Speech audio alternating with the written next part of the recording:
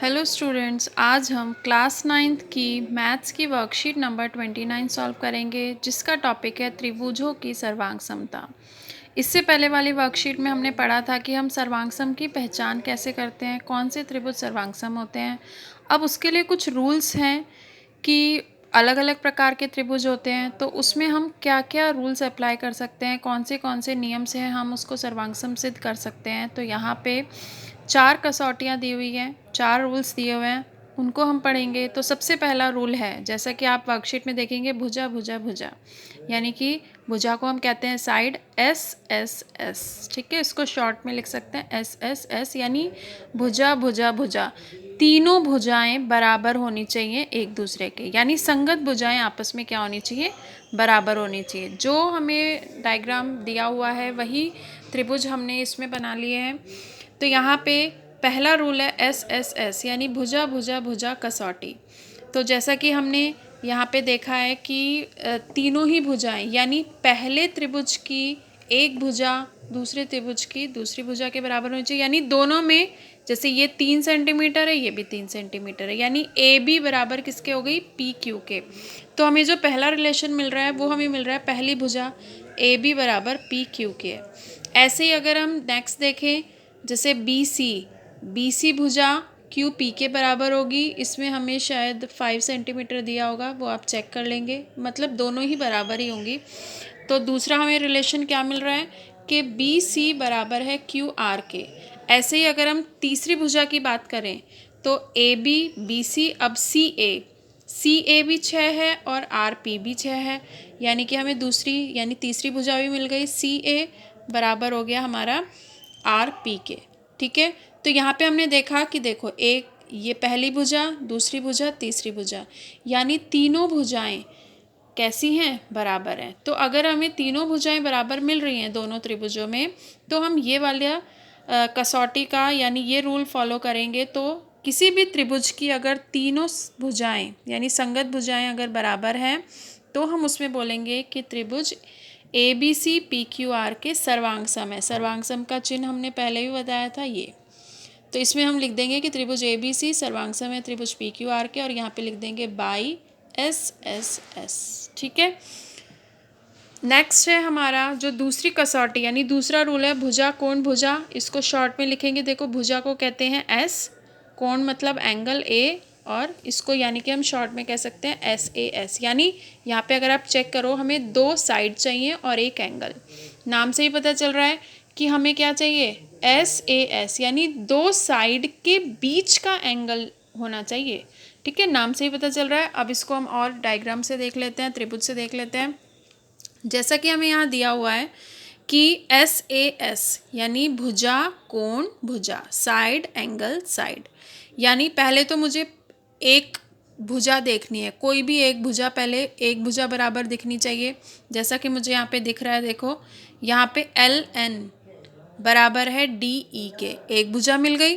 फिर मैंने बोला था कि अब दूसरी भुजा देख लेते हैं, पहले कोण देख लेते हैं। चलो, पहले भुजा मिल गई, अब हमें कोण ढूंढना है। तो कोण हमें देखो दिख रहा है 40 डिग्री 40 डिग्री। ठीक है, नेक्स्ट हमें दिख रही है, नेक्स्ट है हमारी ये वाली साइड।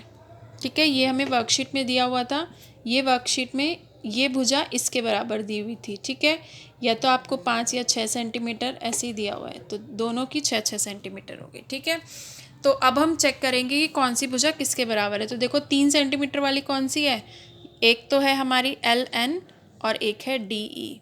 ठीक है, अब अगर हम कोण की बात करें तो कोण एन बराबर है कोण ई के, 40 डिग्री दिया हुआ है।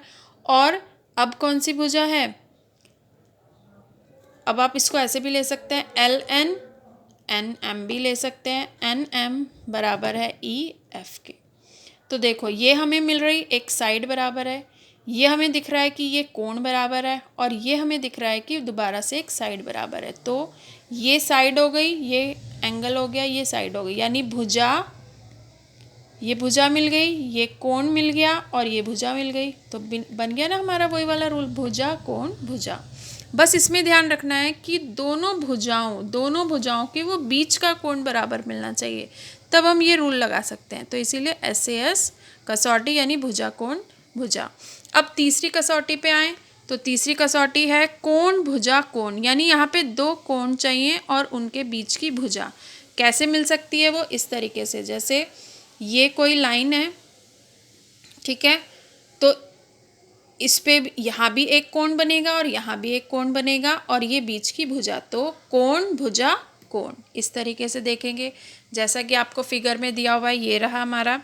देखो यहाँ पे हमें दिख रहा है कि ये एक DEF त्रिभुज है, ऐसे ही PQR त्रिभुज है। इसमें आप पहले देखते हैं कि कौन कौन से दो कोण, क्योंकि हमें दो कोण चाहिए ना, दो कोण हम देख लेते हैं पहले, दो कौन कौन से कोण बराबर हैं। तो अगर हम देखें तो यहाँ पे देखो हमें पहला कोण कौन सा दिख रहा है, हमें कोण D बराबर कोण Q के। क्यों बराबर है? क्योंकि ये दोनों ही 70 डिग्री है। अब दूसरा कोण हमें कौन सा मिल रहा है, E बराबर R के है, क्योंकि ये 75 डिग्री है। अब उन्हीं के बीच की भुजा होनी चाहिए जो कि हमें दिख रही है, देखो DE उन दोनों ही कोण के बीच में है ना, ऐसे ये दोनों कोण के बीच में ये वाली भुजा है। तो यानी अगर हमें जो भुजा मिल रही है वो है DE और QR, ये हमें 3 सेंटीमीटर। देखो DE दोनों उन्हीं कोण से मिल रही है ना, और QR, तो यहाँ पे हमारा जो रूल बना वो बना कोण भुजा कोण। तो इसीलिए त्रिभुज क्या हो गए, त्रिभुज DEF सर्वांगसम हो गया त्रिभुज QRP। तो इसमें कौन सा रूल लगा है, कोण भुजा कोण, ठीक है। अब जो चौथा रूल है वो है समकोण कर्ण भुजा। समकोण को देखो हम राइट एंगल भी बोलते हैं, तो इसीलिए R, कर्ण को हम इंग्लिश में बोलते हैं हाइपोटेनस, तो H, और भुजा को हम बोलते हैं साइड, तो इसीलिए इसको नाम भी दिया हुआ है, देखो RHS, ठीक है, शॉर्ट में है। या फिर आप याद रखोगे समकोण कर्ण भुजा, तो एक तो समकोण मिलना चाहिए, यानी एक तो 90 डिग्री का कोण होना चाहिए। कर्ण कौन सा होता है, जो 90 डिग्री के सामने वाली भुजा होती है, और ये सबसे बड़ी भुजा होती है उस त्रिभुज की, ठीक है। 90 डिग्री के सामने वाली भुजा को हम कहते हैं कर्ण। तो एक तो हमें दोनों त्रिभुज में क्या मिलना चाहिए, दोनों त्रिभुज में एक कोण 90 डिग्री का होना चाहिए, और जो 90 डिग्री के सामने वाली भुजा है यानी कि कर्ण, वो दोनों बराबर होनी चाहिए, और कोई भी एक भुजा बराबर होनी चाहिए, जैसा कि इसमें हमें मिल रही है ये वाली भुजा, दोनों ही 3 सेंटीमीटर है। तो 3 चीज़ें मिलनी चाहिए। देखो ये थोड़ा पिक्चर और क्लियर हो रही है। 90 डिग्री यानी समकोण हमें मिल रहा है, सामने वाली कर्ण होती है तो दोनों 5-5 सेंटीमीटर है, और कोई भी एक भुजा जैसे कि इसमें है 3 सेंटीमीटर है। अब अगर हम इसके नाम देखें तो फटाफट देख लेते हैं। पहला जो हमें मिल रहा है समकोण यानी कि R हमें किसके बराबर मिल रहा है, R बराबर मिल रहा है C के, क्योंकि दोनों ही 90 डिग्री के कोण हैं। अब कर्ण कौन सा है, इसमें अगर हम कर्ण देखें तो PQ, और यहाँ पे हम चेक कर लेते हैं PQ हो गया, यहाँ पे हम लिख सकते हैं BA हो गया। ये क्यों बराबर है, क्योंकि ये दोनों ही 5 सेंटीमीटर है। और दूसरी भुजा हम देखें तो वो हमारी क्या साइड है, वो हमारी है QR, और यहाँ पे अगर हम देखें तो वो है AC। ये कितनी है, 3 सेंटीमीटर। तो मिल गया ना समकोण, क्योंकि ये 90 डिग्री था, ये कर्ण और ये भुजा, तो समकोण कर्ण भुजा, ठीक है। अब इसके नाम कैसे लिखेंगे, हम नाम यहीं से देख सकते हैं हम। देखो जो जिसके बराबर है वो उसी जगह पे लिखना है। अगर मैंने इसको नाम लिख लिया, पहला हम त्रिभुज लिख लेते हैं, QRP लिख लेते हैं। चलो पहला त्रिभुज हमने लिख लिया, त्रिभुज का नाम लिख लिया QRP। अब यहाँ चेक करो कि Q, या हम चेक करते हैं, देखो R पे 90 डिग्री था ना, तो R अगर बीच में है तो 90 डिग्री वाला जो नंबर है वो भी हमारा बीच में आना चाहिए, और 90 डिग्री किस पे है हमारा, C पे, तो C बीच में आना चाहिए। अब यहाँ पे चेक करो कि QP 5 है, और वो हमें कहाँ मिल रहा है, यहाँ, तो दूसरी भुजा भी हमें वही मिलनी चाहिए, तो इसीलिए हमने लिख लिया AP, ठीक है। तो इस तरीके से ये हमारा हो गया समकोण कर्ण भुजा, ठीक है। इसी तरीके से अब आप यहाँ पे क्वेश्चंस दिए हुए हैं, अब आपको पहचानना है कि दिए गए त्रिभुजों में से सर्वांगसम त्रिभुजों के जोड़ों को पहचान कर लिखिए, और ये भी बताओ कि आपने सर्वांगसमता की किस कसौटी का उपयोग किया, ठीक है। जैसे कि यहाँ पे हम पहले चेक कर लेते हैं, ठीक है। तो यहाँ पे आपको पहले पहचानना है कि कौन सा त्रिभुज किसके बराबर है। देखो अगर हम पहले ये वाले और ये वाले देखें, क्यों, क्योंकि देखो दोनों में 90 डिग्री दिख रहा है, हमें दिख रहा है ना 90 डिग्री है, तो एक चीज़ हमें दोनों में समान दिख रही है। और देखो यहाँ 5 सेंटीमीटर है, ये रहा 5 सेंटीमीटर, और ये 5 सेंटीमीटर है, ये 8 सेंटीमीटर, ये 8 सेंटीमीटर है। समकोण वाला हमारा कौन से वाला कसौटी थी? जो हमारी लास्ट वाली थी, RHS, वो वाली कसौटी थी ना। तो समकोण कर्ण भुजा, तो ये वाला त्रिभुज इसके सर्वांग सम है, इसको हमें लिखना है। और कौन कौन से जोड़े हैं, तो देखो मैं एक क्वेश्चन करके बता देती हूँ। इन दोनों त्रिभुजों की बात हो रही है, तो पहले हम चेक करते हैं कि हमें कौन सी चीज़ें बराबर मिल रही हैं। देखो यहाँ पे कोण बी बराबर मिल रहा है कोण एन के, मिल रहा है ना 90 डिग्री। अब भुजा लिखो पहले, कौन सी भुजा किसके बराबर है? BC, क्योंकि ये 5 सेंटीमीटर है और B पे 90 डिग्री है, तो ये हम शुरू करेंगे NM। ये दोनों क्यों बराबर है? क्योंकि दोनों की 5 सेंटीमीटर है। अब अगर हम तीसरी कर्ण देखें तो कर्ण है AC, 90 डिग्री के सामने वाली भुजा कौन सी है? ये रही AC, 8 सेंटीमीटर है। यहाँ पे 90 डिग्री के सामने वाली कौन सी है? 8 सेंटीमीटर है, ठीक है। तो यहाँ पे हमारा इसका नाम आ जाएगा Q या OM, ठीक है। तो ये समकोण हो गया, ये भुजा हो गई और ये कर्ण हो गया। तो हमारा समकोण कर्ण यानी जो चौथी कसौटी थी, समकोण कर्ण भुजा से हमारा ये, तो यहाँ पे लिख लेना त्रिभुज। अब त्रिभुज के नाम कैसे लिखोगे? त्रिभुज का नाम पहले हम लिख लेते हैं ABC। चलो, पहला त्रिभुज तो हमने अपने हिसाब से लिख लिया, त्रिभुज ABC। सर्वांग सम का चिन्ह लगाना है और फिर यहाँ से नाम देखेंगे। देखो BN की जगह, तो B बीच में है तो NB बीच में आएगा, ठीक है। और C अगर हम देखें तो M की जगह आ रहा है, तो C की जगह M लिख दो और बचा क्या? O। बस ये सर्वांग सम का हो गया। और यहाँ नियम लिख दो, कौन सा नियम है? समकोण